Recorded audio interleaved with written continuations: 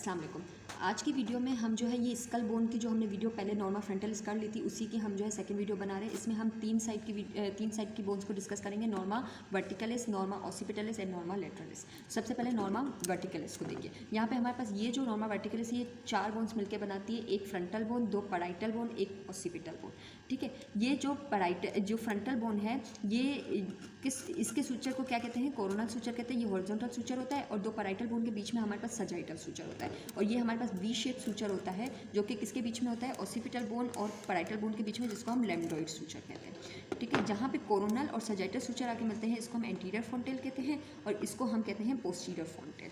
ठीक है, एंटीरियर फॉन्टेल जो है इसके मिडिल पॉइंट को हम कहते हैं ब्रेकमा और इसके मिडिल पॉइंट को हम कहते हैं से लैम्डा। ठीक है, अच्छा अब जो है हम ये देख लेते हैं कि फॉन्टेल को बेसिकली फॉन्टेल की क्या इंपॉर्टेंस क्या है, सिग्निफिकेंस क्या है। तो ये जो फॉन्टेल है हमने पढ़ा था यहाँ पे मेम्ब्रेनस ऑसिफिकेशन होती है। तो आफ्टर बर्थ कुछ एरियाज़ पे हमारे पास मेम्ब्रेनस ऑसिफिकेशन जो है वो कंप्लीट नहीं हुई होती है। तो ये फॉन्टेल हैं इन एरियाज़ में हमारे पास अभी तक मेम्ब्रेनस ऑसिफिकेशन कंप्लीट नहीं हुई होती। ठीक है, इसके अलावा जो है हम इन एरियाज़ से इनकी सिग्निफिकेंस ये है कि अगर फॉर एग्जाम्पल कि बच्चा है वो इसको हम यहाँ पे हाथ रख के देखें, अगर वो डिप्रेस हो जाता है, मतलब उसका जो स्कल है या उसका जो बोनी पार्ट है वो डिप्रेस होता है, तो मतलब उस बच्चे में हाइड्रेशन की कमी है। और अगर वो बल्जिंग हो रही है इस बोन की, तो हम उसको उसको हम इस तरह से लेते हैं कि उसका इंट्राक्रैनियल प्रेशर बढ़ा हुआ होता है। ठीक है, इसके अलावा इसकी इस फॉन्टेल से हम बच्चे की एज भी मालूम कर सकते हैं, क्योंकि ये जो हमारे पास मेम्ब्रेनस ऑसिफिकेशन है वो कंप्लीट कब होती है? तो एंटीरियर फॉन्टेल की हमारे पास मैक्सिमम 18 मंथ्स में कंप्लीट होती है और जो पोस्टीरियर फॉन्टेल है उसकी हमारे पास 1 ईयर तक कंप्लीट होती है।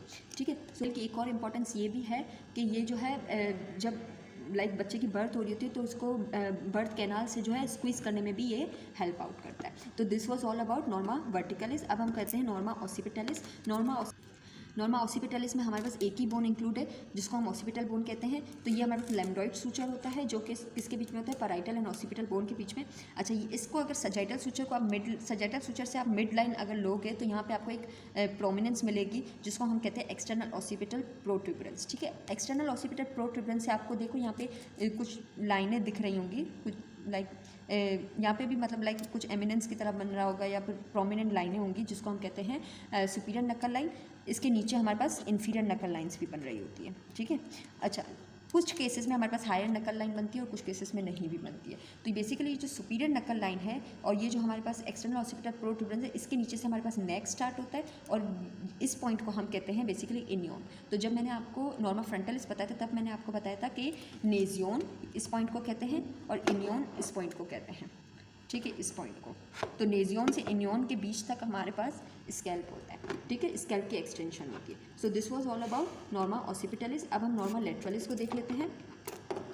ठीक है, नॉर्मल लेटरलिस में हमारे पास एक ही बोन इंक्लूड होती है जिसको हम टेम्पोरल बोन कहते हैं। टेम्पोरल बोन के कुछ पार्ट्स होते हैं, ये हमारे पास स्क्वैमस पार्ट होता है।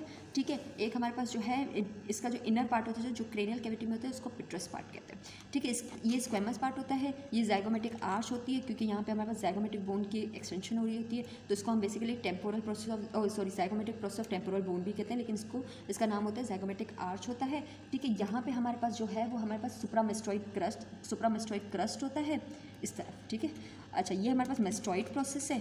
ठीक है, मेस्टॉइड प्रोसेस बेसिकली इंटरनली जो है वो पोरस होता है जिसको हम मेस्टॉइड एंट्रम कहते हैं। अगर फॉर एग्जाम्पल हम एयर से हमारे जो एयर्स में जा रही होती है, ठीक है, तो वो हमारे इतनी ज़्यादा एयर नहीं होती है। आपको भी पता है अगर ब्लड में वो एयर चली जाए तो हमारे पास एम्बोलिस बन जाता है, लेकिन वो इतनी एयर नहीं होती है। मैक्सिमम एम्बोलिस बनने के लिए 10 ml एयर ज़रूरी होती है। ठीक है, तो हमारे पास जो यहाँ से एयर के ज़रिए जो एयर जा रही है, ठीक है, वो मेस्टॉइड एंट्रम के ज़रिए फिर ब्लड में जाके डिजोल्व हो जाती है। ठीक है, ये हमारे पास होता है स्टाइलॉइड प्रोसेस। ये होता है एक्सटर्नल अकॉस्टिक मीएटस।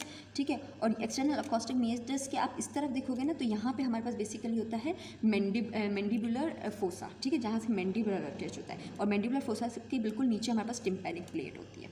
ठीक है, और कुछ रहता है। अच्छा, यहाँ पे हमारे पास कुछ नकल लाइन्स प्रेजेंट होती हैं। ठीक है, इसको हम कहते हैं सुपीरियर नकल लाइन, इन्फीरियर नकल लाइन।